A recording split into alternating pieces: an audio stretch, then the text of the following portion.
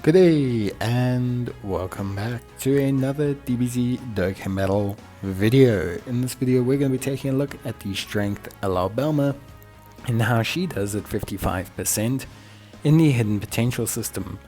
Now I have not been lucky enough to get a copy of Bulma, although I did drop my last 250 stones on her. But she's a very good unit who leads Dragon Ball Seekers or DB Saga 150%. I think the only downside is the low level of her leader skill.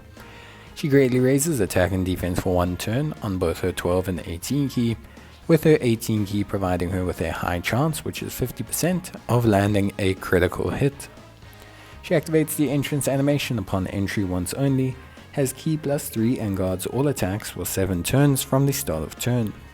She has key +4 and attack and defense of 177%, whilst randomly changing key spheres of a certain type, strength excluded to rainbow key spheres.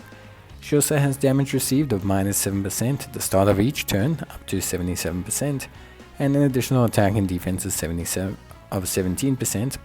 per key sphere obtained.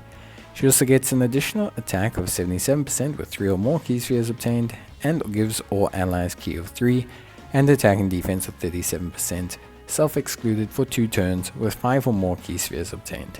She launches a guaranteed super attack with 7 or more key spheres obtained. Her active skill can be activated from the 7th turn of battle and changes all key spheres to strength key spheres, whilst giving all allies key +7, attack and defense of 17%, and attacks effective against all types for 1 turn. She has Brainiac, Solid Support, Battlefield Diva, The Incredible Adventure, Guidance to the Dragon Balls, Fierce Battle, and Legendary Power. She's also on Pepe Gals, Dragon Ball Seekers, Youth, DB Saga, Earthlings, Earthbred Fighters, and Power of Wishes. We have her in a couple good situations here, linked up with B-Pan and with the Goku Youth character. She's got pretty sizable support, and she looks pretty decent in terms of all of it. You're just going to get a snapshot of her defense here, being 212,000, and getting a look at it afterwards, with her obviously having it activated with her full kind of support passive. So, big thing about Bulma is that she gains her damage reduction only on the turns that she is out on the field of play. So what that means is she only gets the 7% reduction every time she appears and not every single turn that passes. So this means for her to fully build up her damage reduction, she needs to be at turn 22, which is quite far away. Now it's not impossible. The reason it's not impossible is because, well, yeah, events could eventually go quite long, but Bulma doesn't need that much damage reduction overall. Bulma's damage reduction really is more the icing on the cake, more so than what's super apparent. One thing, for example, that makes Bulma look really good in these situations is the fact that Bulma has quite sizable amounts of guard for a large period of time. So she has guard guaranteed for the first 7 turns. This means she'll have -21% damage reduction when she actually appears in the first turn after her guard disappears. So basically she somewhat replaces her guard with a very sizable amount of damage reduction. And not to mention, she also provides a support passive or support abilities for the rest of her rotations, which is obviously very good.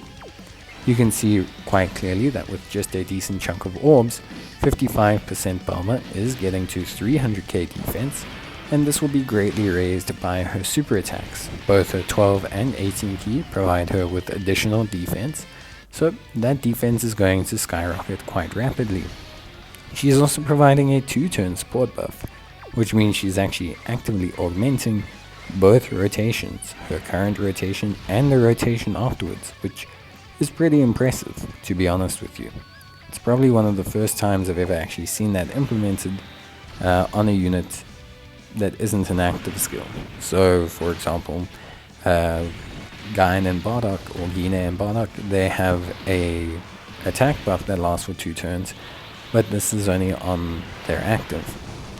So it's pretty good. It's pretty pretty solid. Bulma also is on obviously Earthbred Warriors, which means that she's going to have a very solid choice of teams to be built on, as long as they're kind of orientated around Tech World Tournament Goku, who by the way is one of the better units in the game.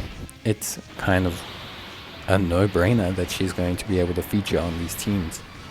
But yeah, I would say overall Bulma looks really good.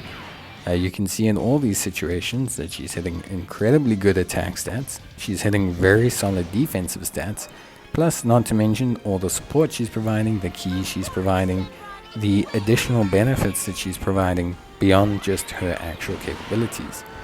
She's also got that 50% crit chance on her 18 key, which is super duper impressive. Her active skill can act as a heal, as well as a nuke, as well as a buff for the rest of her rotation. And she just basically makes the whole team run better. Honestly, Bulma is just really strong. Like really strong. She's actually outrageously strong. So, honestly, is she the best unit in the game? Well, looking at her numbers at 55% and looking at how much she provides for the team, I would say she's probably up there. I would say if you don't have her as joint best unit in the game, or at least top 3, I would say it's probably not correct. Bulma's only limitation is that she's not on a lot of categories, and I think they gave her as many categories as they reasonably could. She's on DB Saga, she's on Earthling, she's on Earthbred Fighters, she's on Power of Wishes. The only real shame is that she's not on Battle Wits, which would have been probably the icing on the cake to really make her a top unit. In terms of her links, she has Brainiac, Solid Support, Battlefield Diva, Incredible Adventure, Guidance of the Dragon Balls, Fierce Battle, or Legendary Power. Guidance of the Dragon Balls, Incredible Adventure, Fierce Battle, Solid Support, Legendary Power, these are all fairly common amongst her different categories. So on DB Saga, she's pretty comfortable with the links that she has, Guidance of the Dragon Balls and the Incredible Adventure. And with Brainiacs and Solid Support, she has some decent linking options there. Overall, there is value in link leveling her. Quite a few of her links do give her some decent bonuses, including Incredible Adventure and Guidance of the Dragon Balls. And honestly, DB Saga's received some pretty sizable buffs, with units like Krillin, Goku Youth, and with the World Tournament Goku, who kind of also helps out that kind of team build as well. I think overall, she's just exceptional, and her linked up with the Physical Kid Goku are a very powerful combination, providing each other with a huge amount of support and a huge amount of synergy. So it's pretty impressive. She links up pretty well with a couple units as well. She links up decently with that Goku, with this Krillin. She links up really well with the LR Piccolo Power Awakening as well, which is something I didn't think a lot of people would say. But yeah, overall, she's just a really solid unit, and with her being on Earthbred Fighters, I think overall she's just probably top 1 in the game, or at least up there. She's, at least for me, the most fun unit to use right now, and she can really dramatically change how your team works. A lot of people have been commenting how she helps Ultimate Gohan.